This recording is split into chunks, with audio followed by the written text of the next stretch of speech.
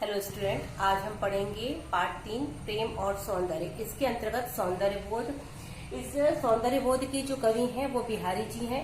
बिहारी जी ने अपने दोहों में श्रृंगार रस का अनुपम वर्णन किया है।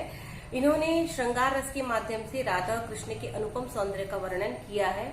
तो पढ़ते हैं हम पहला दोहा। पहले दोहे में बिहारी जी कहते हैं, सोहत ओढ़े पीत पटु श्याम सलोने गात, मनो नीलमणि सैल पर आतपु प्रयोग प्रभात।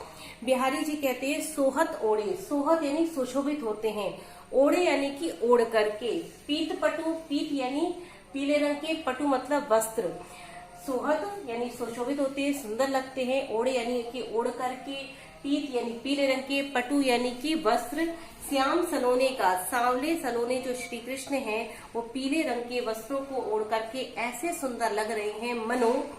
मनो नीलमणि सैल पर आतपु प्रयोग प्रभात। मनो यानी कि मानो, नीलमणि सैल पर, नीलमणि सैल यानी कि नीलम मणि के पर्वत पर। नीलमणि क्यों कहा गया है? क्योंकि सांवले जो श्री कृष्ण है उनका जो शरीर है वो सांवला है, और जो नीलम उनके जो सांवले शरीर की तुलना किससे की है? नीलम मणि से के पर्वत से की है। तो कहते हैं मानो नीलमणि सैल यानी पर्वत पर, आतपु यानी कि धूप, परियो यानी पड़ रही हो, प्रभात यानी सुबह की।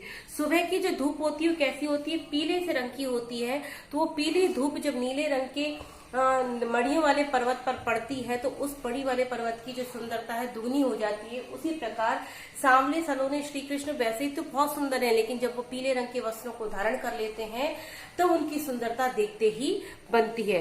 तो पहले दोहे में बिहारी जी ने सांवले श्री कृष्ण के पीताम्बरधारी स्वरूप का अंकन किया है। इस दोहे में श्रृंगार रस है, उत्प्रेक्षा अलंकार है। दूसरे दोहे पे हम देखते हैं।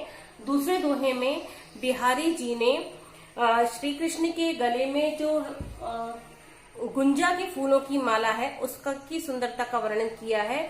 गुंजा एक लाल रंग का फूल होता है, तो श्री कृष्ण ने लाल रंग के फूलों में जो गुंजा की माला पहन रखी है उसकी सुंदरता का वर्णन किया है। वे कहते हैं, सखी सोहत गोपाल के उर गुंजनु की माल। सखी, एक सखी कहती है, सखी सोहत गोपाल के, सोहत यानी सुशोभित होती है, गोपाल के यानी कि श्री कृष्ण के, और यानी हृदय पर, गुंजनु की माल यानी कि गुंजा के फूलों की माला।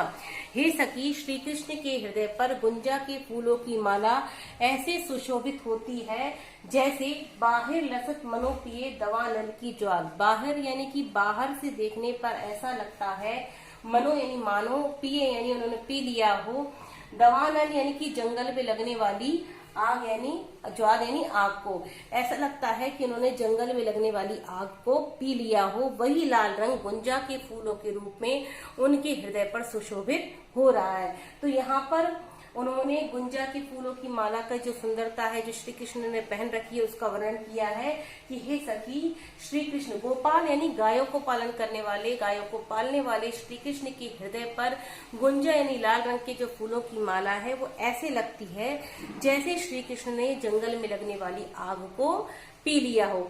इस दोहे में श्री कृष्ण का जो स्वरूप है जंगल में लगने वाली आग को शांत करने वाला है, उत्प्रेक्षा अलंकार है और श्रृंगार रस है। तीसरा दोहा हम देखते हैं।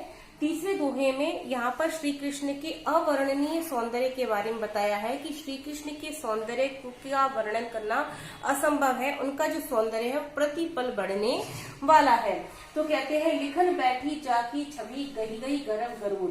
लिखन बैठी यानी लिखने बैठे, वर्णन करने बैठे, बताने के लिए बैठे, जाकी यानी जिसकी, छवि यानी शोभा को, सुंदरता को, जिसकी का अर्थ यहाँ पर श्री कृष्ण के है कि श्री कृष्ण की सुंदरता की हमको लिखने बैठे, उनका वर्णन करने बैठे। गही गही यानी कर करके, गही गही का अर्थ होता है कर करके, गरब गरुड़, गरब यानी कि अभिमान अहंकार, गरुड़ यानी कि अहंकार, अभिमान और अहंकार कर करके इस संसार के कितने ही लोग उनकी छवि की, उनकी सुंदरता का वर्णन करने के लिए बैठे, लेकिन भय न केते जगत के, भय यानी कि वे सब, केते यानी कितने ही, जगत के यानी संसार के, सिद्ध हुए चतुर चितेरे कूर। चतुर यानी कि वो जो चतुर लोग थे, चतुर लोग यानी चतुर चित्रकार, कलाकार, मूर्तिकार, ये जो जितने भी लोग थे, चितेरे, चितेरे का होता है चित्रित करने वाले, यानी श्री कृष्ण की शोभा का वर्णन करने वाले जितने भी चित्रकार थे, कवि थे, कलाकार थे, मूर्तिकार थे, वे सभी कूर यानी कि मूर्ख सिद्ध हुए, इस संसार के मूर्ख सिद्ध हुए। यानी श्री कृष्ण का सौंदर्य कैसा है, प्रतिपल बढ़ने वाला है, उनका सौंदर्य अवर्णनीय है, उसका वर्णन करना असंभव है। इसलिए अपनी कला पर अभिमान कर करके उनकी छवि को कितने ही कवि, कलाकार, चित्रकार, मूर्ति बनाने वाले उनका वर्णन करने के लिए बैठे, लेकिन वे सभी इस संसार के मूर्ख सिद्ध ही हुए।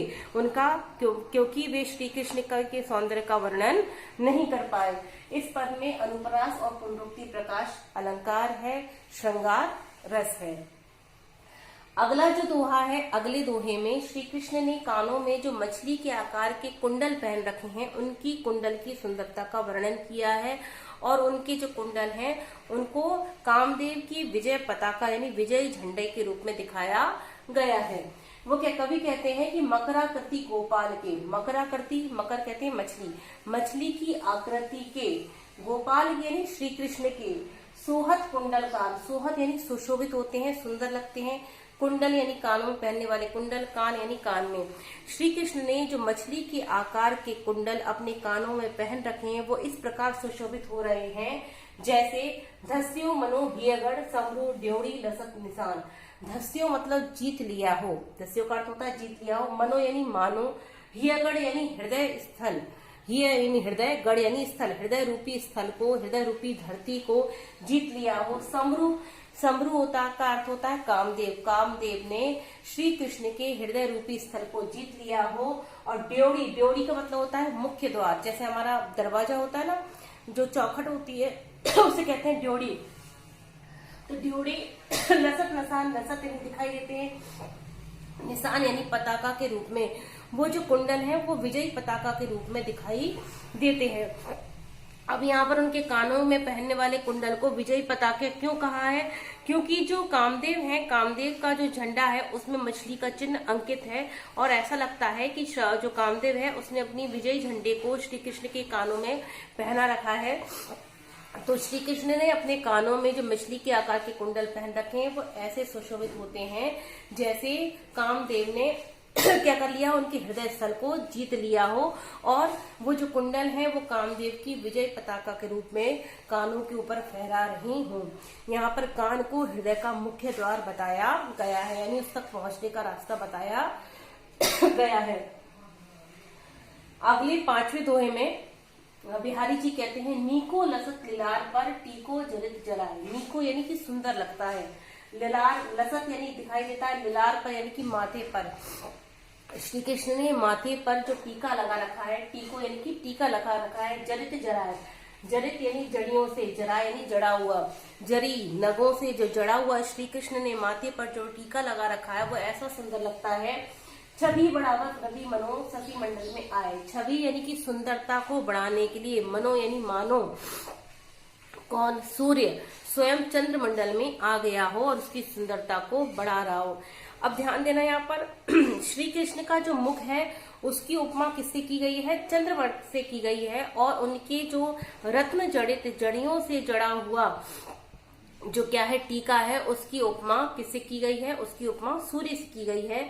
तो चंद्र की सुंदरता को बढ़ाने के लिए मानो कौन आ गया हो, सूर्य आ गया हो। इस प्रकार श्री कृष्ण के चंद्र समान मुख पर जो सूर्य के समान चमकता हुआ जो टीका है वो ऐसा सुशोभित हो रहा है जैसे सूर्य स्वयं सुंदरता को बढ़ाने के लिए चंद्रमंडल में आ गया हो।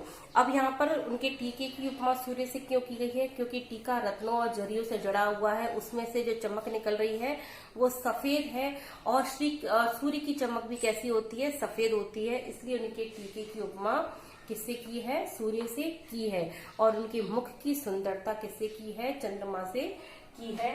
यहाँ पर उत्प्रेक्षा अलंकार है, श्रृंगार रस का वर्णन हुआ है।